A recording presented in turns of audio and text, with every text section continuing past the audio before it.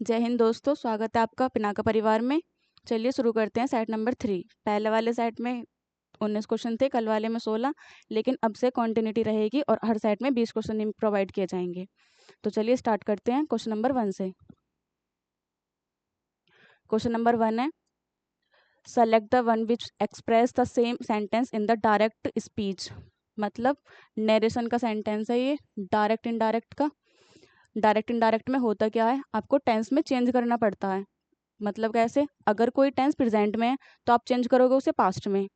जैसे is M R आप change करना पड़ेगा वाज वर्ब में। अगर कोई विल शैल है तो आपको चेंज करना पड़ेगा वुड में या शुड में, कैन का कुड में, मेक का माइट में। कहने का मतलब है सारे प्रेजेंट के टेंस किस में कन्वर्ट करने हैं, सारे पास्ट में कन्वर्ट करने हैं।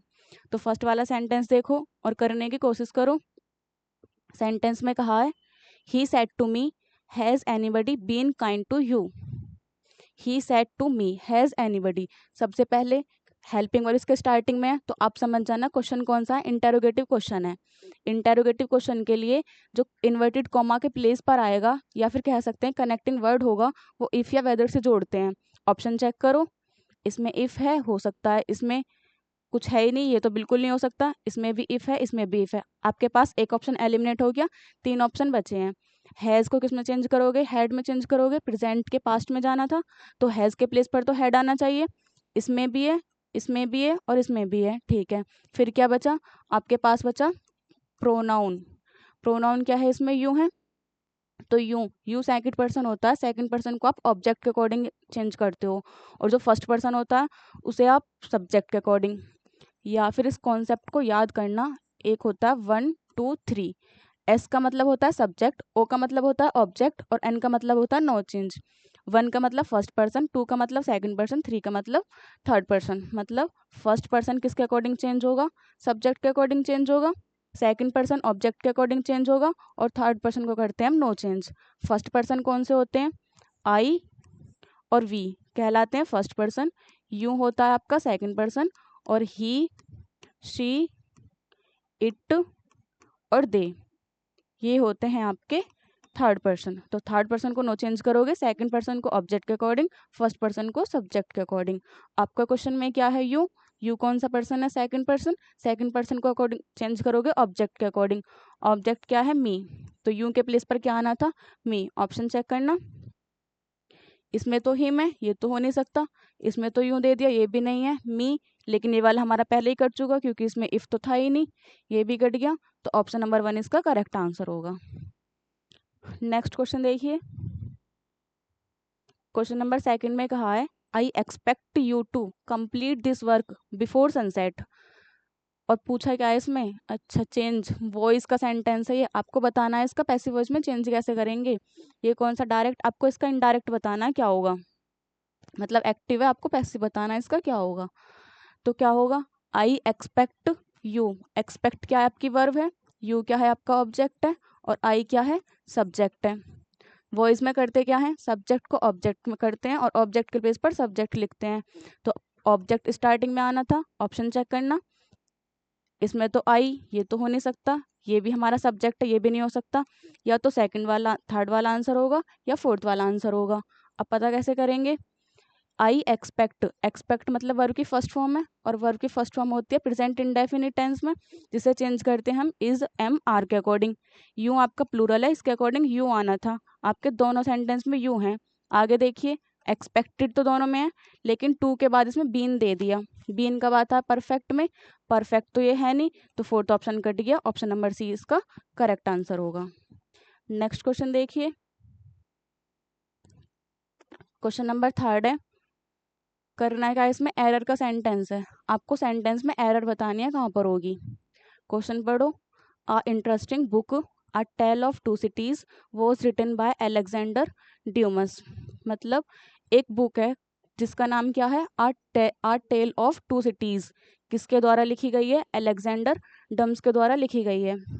अब इसमें कहा है बाय अलेक्जेंडर डोम्स, मतलब ये सेंटेंस कौन सा है, पैसिव वॉइस है। पैसिव वॉइस में मैंने आपको बताया था कि हमेशा वर्ब के थर्ड फॉर्म का यूज़ करेंगे। इसने वर्ब के थर्ड फॉर्म ही यूज़ किया, रिटर्न। तो यहाँ पर तो कोई एरर है नहीं। फिर गलती क्या है, ये बुक का नाम है, इसमें तो एरर हो भी नहीं सकती। क्वेश्चन में कहा है अ इंटरेस्टिंग बुक। इंटरेस्टिंग इंटरेस्टिंग का फर्स्ट वर्ड क्या है? आई। आई होता है आपका वोवल, और वोवल से पहले आप आर्टिकल में एन का यूज़ करते हो, ए का यूज़ नहीं करते। तो यहाँ पर ए नहीं होगा, क्या आता? एन। अब होगा एन इंटरेस्टिंग बुक। अब सेंटेंस ठीक है। नेक्स्ट देखिए, क्वेश्चन नंबर 4 है, Kalidas is a Shakespeare of India. मतलब कालिदास कौन है? इंडिया के शेक्सपियर हैं। अब शेक्सपियर कौन थे? शेक्सपियर एक इंग्लिश के पोएट थे, जिसकी कंपैरिजन किससे की गई है? कालिदास से, कि कालिदास हमारे शेक्सपियर थे। तो हमेशा याद रखना, जिससे कंपैरिजन की जाती है उसके लिए हम दा का यूज़ करते हैं, आर्टिकल में ए या एन का यूज़ नहीं करते। तो यहाँ पर ए नहीं आना था, दा आना था। ये कॉमन एरर थी, आपको पता होना चाहिए। नेक्स्ट क्वेश्चन देखिए, क्वेश्चन नंबर 5 है, किसका सफिक्स या प्रीफिक्स बताना है आपको, इसमें क्या यूज़ करना है। और क्वेश्चन क्या कह रहा है? She is thinking of going back to university. She is thinking, वो सोच रही है किसके बारे में? Going back to university, university वापस जाने के लिए। And taking a dash graduate course, और कोई ग्रेजुएट कोर्स करने के लिए। तो आपको बताना है ग्रेजुएट से पहले क्या आएगा। प्रीफिक्स किसे कहते हैं? जो किसी वर्ड के पीछे लगाए जाते हैं प्रीफिक्स कहलाते हैं, जो वर्ड के आगे लगाए जाते हैं वो सफिक्स कहलाते हैं। तो आपको ग्रेजुएट से पहले लगाना है तो आपको सफिक्स लगाना पड़ेगा। ऑप्शन चेक करो क्या क्या है आपके पास। प्री ग्रेजुएट, प्री ग्रेजुएट कुछ होता है, आपने कभी सुना है? नहीं। अंडर ग्रेजुएट होता है, पोस्ट ग्रेजुएट बी होता है, यूनी ग्रेजुएट कुछ नहीं होता। तो आपके पास 2 ऑप्शन बचे, बी या सी। अब इनमें से क्या लगाना है? तो क्वेश्चन की सेंस निकाल कर देखो क्या होती है।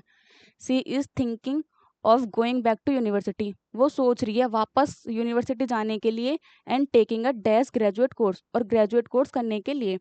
अगर आप ग्रेजुएशन से पहले हो, मतलब आपने 12th क्लास तक की है, तो आप अंडर ग्रेजुएट हो, जब तक आप अपनी फर्स्ट डिग्री प्राप्त नहीं कर लेते।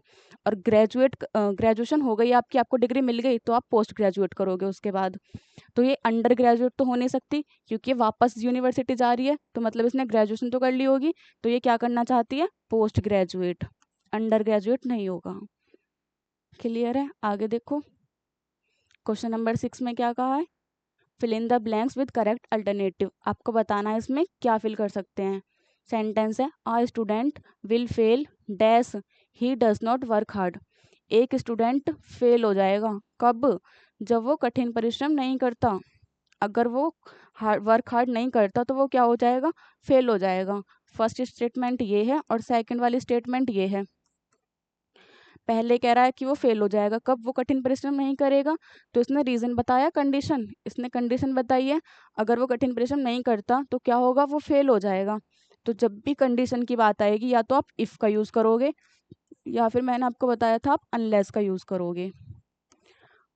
अनलेस एक कंडीशन को डिस्क्राइब करता है और अनटिल किसी टाइम को डिस्क्राइब करता है। या तो इफ होता या अनलेस होता। अनलेस आपके ऑप्शन में है नहीं तो आप इफ का यूज करोगे। अनटिल अभी बताया, किसी टाइम को डिफाइन करने के लिए आप अनटिल का यूज करते हो, टाइम की बात तो की नहीं। बिकॉज, बिकॉज आप किसी कारण को बताते हो जिसमें आपका क्यों की सेंस देता है, तो इसका भी कोई मतलब नहीं।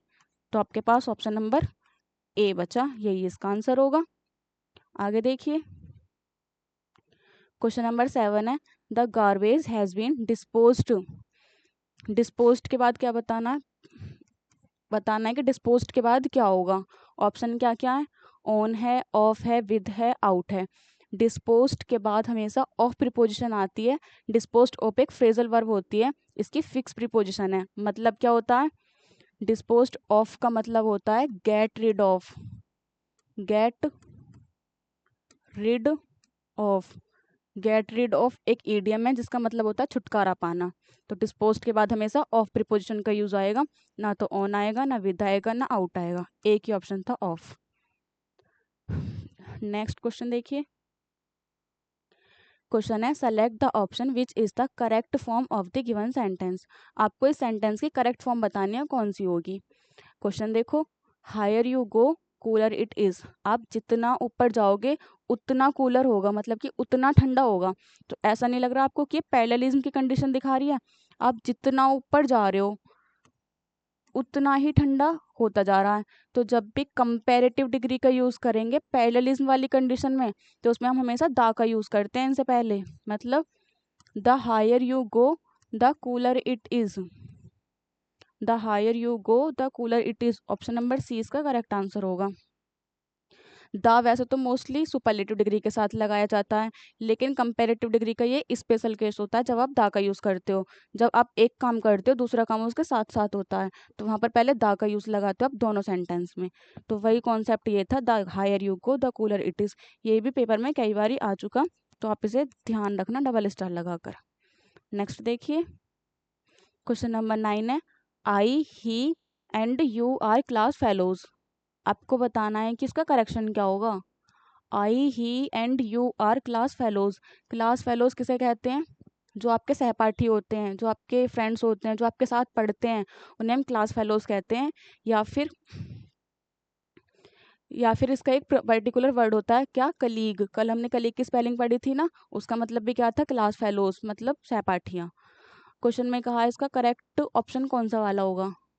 तो आर इसने दिया है इन तीनों के लिए, ये तो बिल्कुल सही है, इसमें तो कोई गलती नहीं है। क्लास फेलोज बहुत सारे हो सकते हैं, प्लूरल है, उसके लिए फेलोज, ये भी सही है। फिर गड़बड़ कहाँ है, गड़बड़ इसमें है। अगर कोई सेंटेंस पॉजिटिव है, तो पॉजिटिव सेंटेंस के लिए आप प्रोनाउन का केस यूज करते हो क्या, 2 3 1। कब आएगा, जब आपका सेंटेंस पॉजिटिव होगा। अगर सेंटेंस नेगेटिव है तो आप यूज करोगे 1 2 3। अब ये 2 3 1 1 2 3 क्या है, 2 मतलब सेकंड पर्सन, 3 मतलब थर्ड पर्सन, और 1 होता है फर्स्ट पर्सन। जब भी कोई सेंटेंस में अच्छी बात की जाएगी या पॉजिटिव बात होगी, तो आप पहले सेकंड पर्सन को आगे लाओगे, फिर थर्ड पर्सन को आगे लाओगे, और फिर खुद को आगे रखोगे।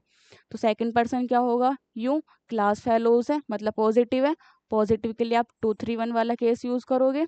और 2 कौन सा होता है, सेकंड पर्सन, मतलब यू स्टार्टिंग में आना था। और third person according to this, ये हो गया सेकंड पर्सन, ये हो गया थर्ड पर्सन, ही।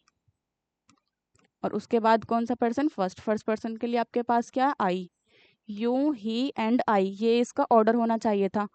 ऑप्शन चेक करो, आई तो स्टार्टिंग में हो ही नहीं सकता, ही भी नहीं हो सकता, नन ऑफ भी गलत। पर सेकंड इसका करेक्ट आंसर होगा। या फिर आप याद रखने की जगह एक बात को याद रख लीजिए, जब भी अच्छा काम होगा तो हम अपने आप को पीछे रखते हैं, फर्स्ट पर्सन पीछे आएगा। और जब भी कोई गलत काम होगा तो उसमें हम अपने आप को आगे रखते हैं, मतलब कि फर्स्ट पर्सन स्टार्टिंग में आएगा। नेक्स्ट क्वेश्चन, नेक्स्ट है, select the one which best express the meaning of the given word. Select the best express मतलब आपसे पूछा है इसमें बारबेरस का सिनोनियम कौन सा होगा।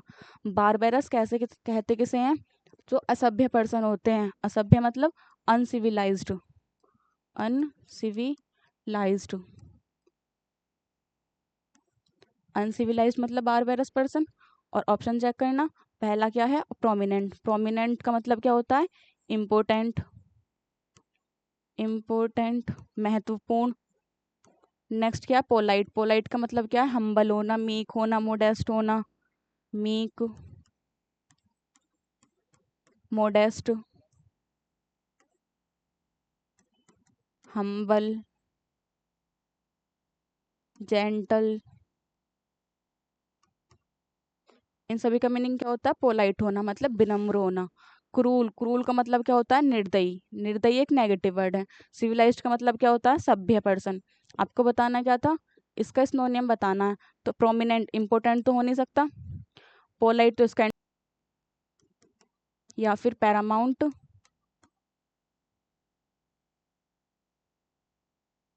पैरामाउंट क्या है, ये सब क्या है इसके सिनोनियम है।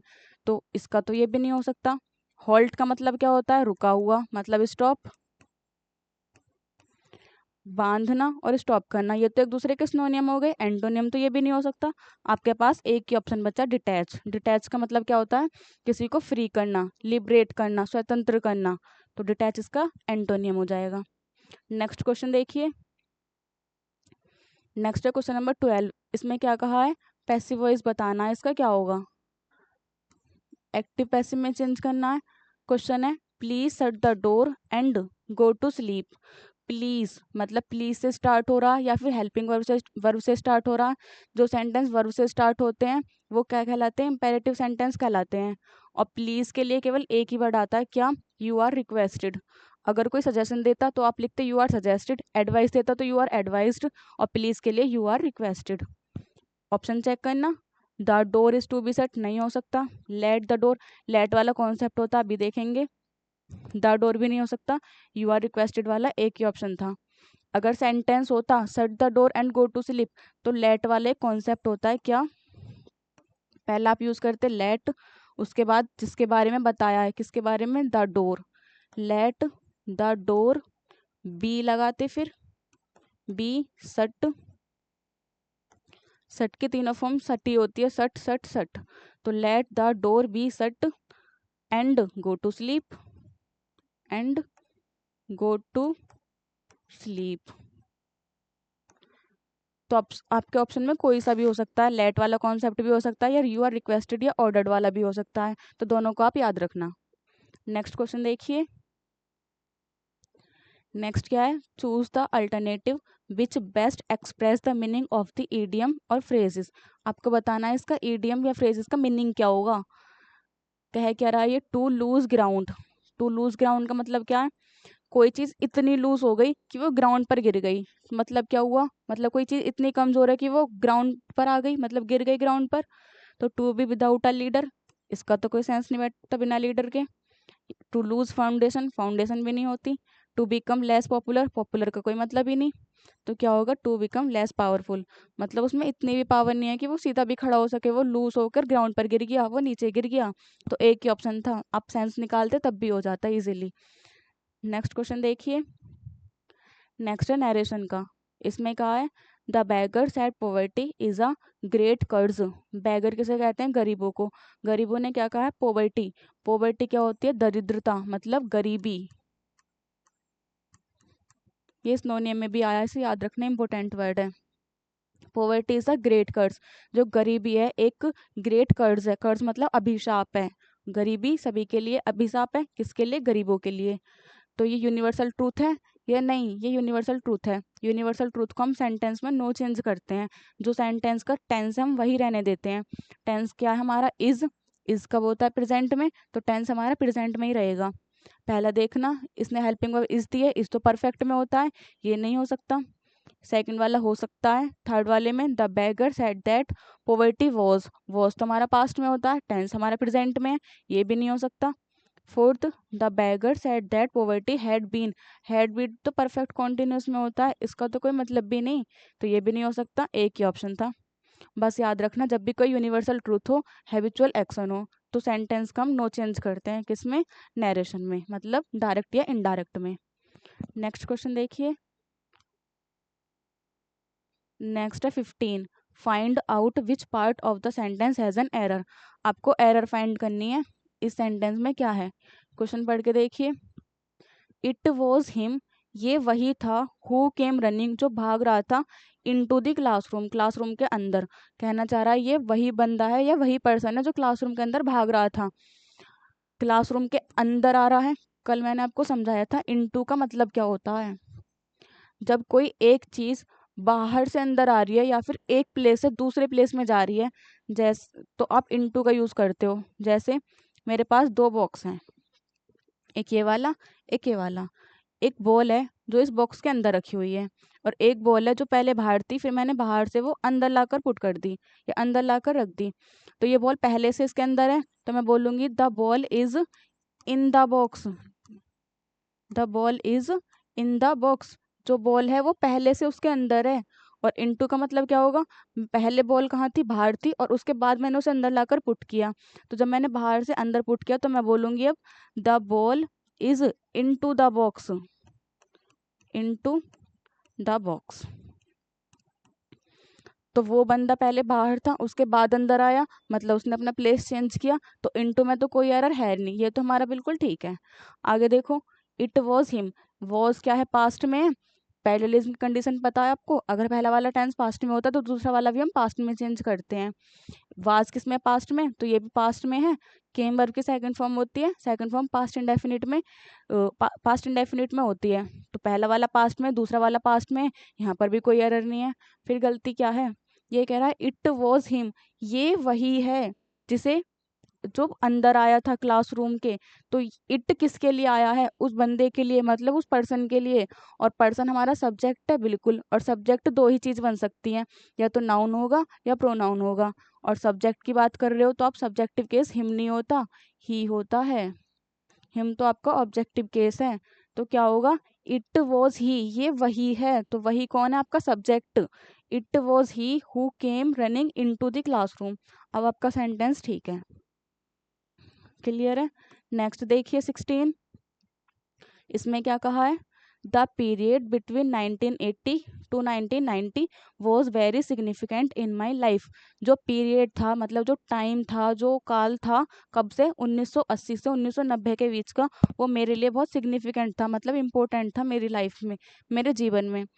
इस सेंटेंस में वैसे तो सिंपल एरर है, बस एक कॉन्सेप्ट याद रखना, वेरी के साथ हमेशा पॉजिटिव डिग्री का यूज होता है, वेरी के साथ कभी कंपेरेटिव डिग्री भी नहीं आएगी और सुपरलेटिव डिग्री भी नहीं आएगी।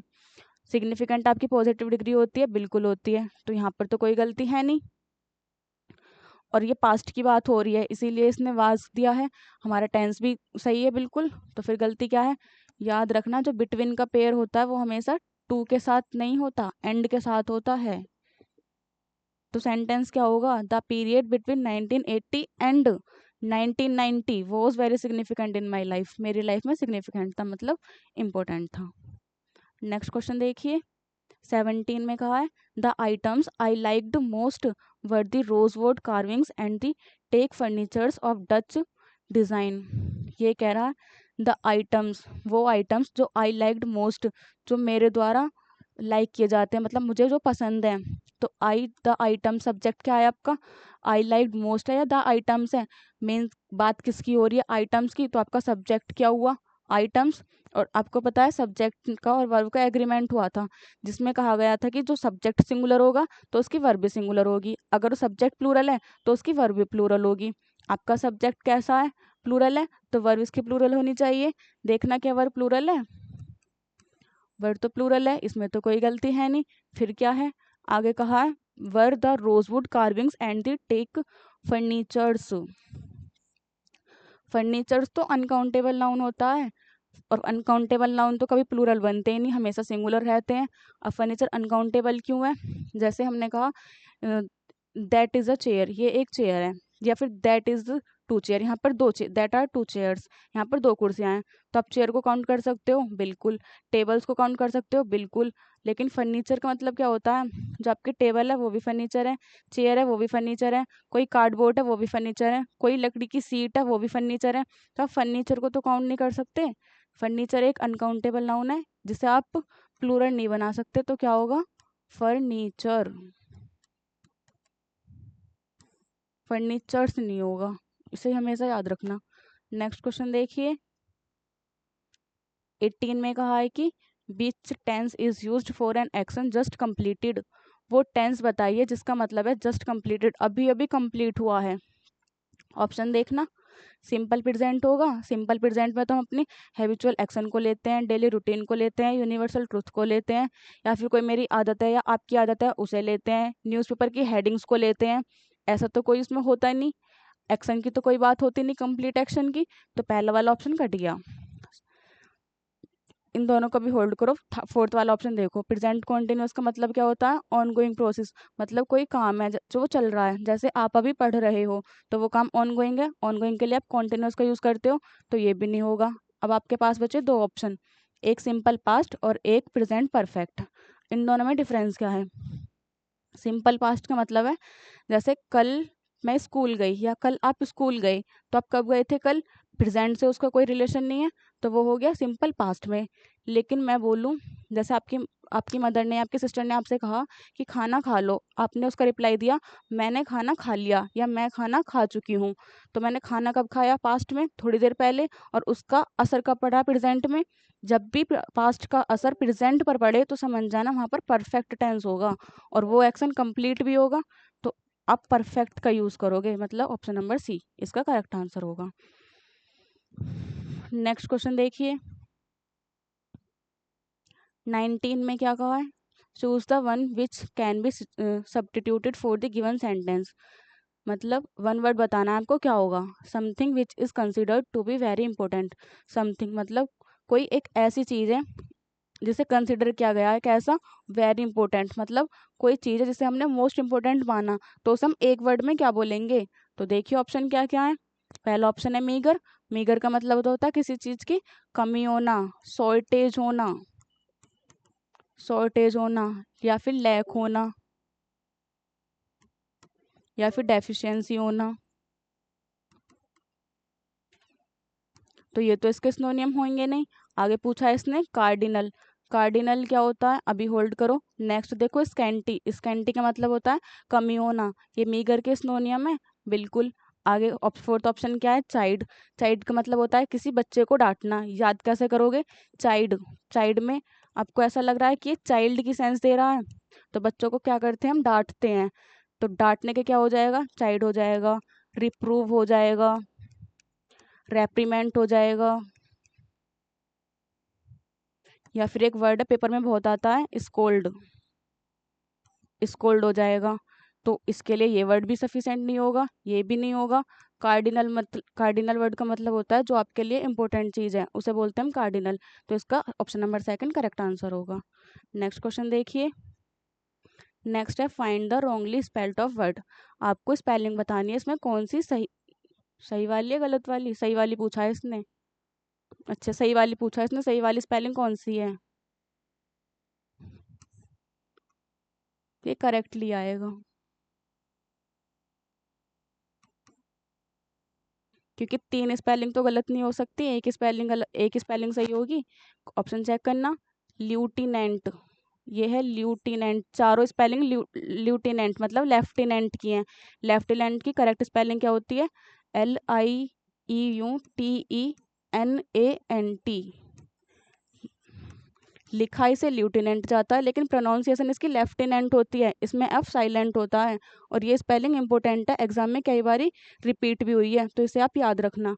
देखिए स्पेलिंग मैच कीजिए। ल्यू, LIE होता है, इसमें तो ई मिसिंग है, ये वाला नहीं हो सकता। नेक्स्ट वाली स्पेलिंग LIEUTENANT, ये वाली ठीक है, बिल्कुल ठीक है। ये वाली LIEUTENANT, ये तो दोनों स्पेलिंग सेम है, तो दोनों ही आपकी ठीक होंगी, ये वाली भी गलत होगी। तो ऑप्शन नंबर बी या सी, आपने जो भी लगाया होगा आपका सही होगा। ये था आपका आज का सेट, मिलते हैं आपके कल के सेट में, तब तक के लिए जय हिंद।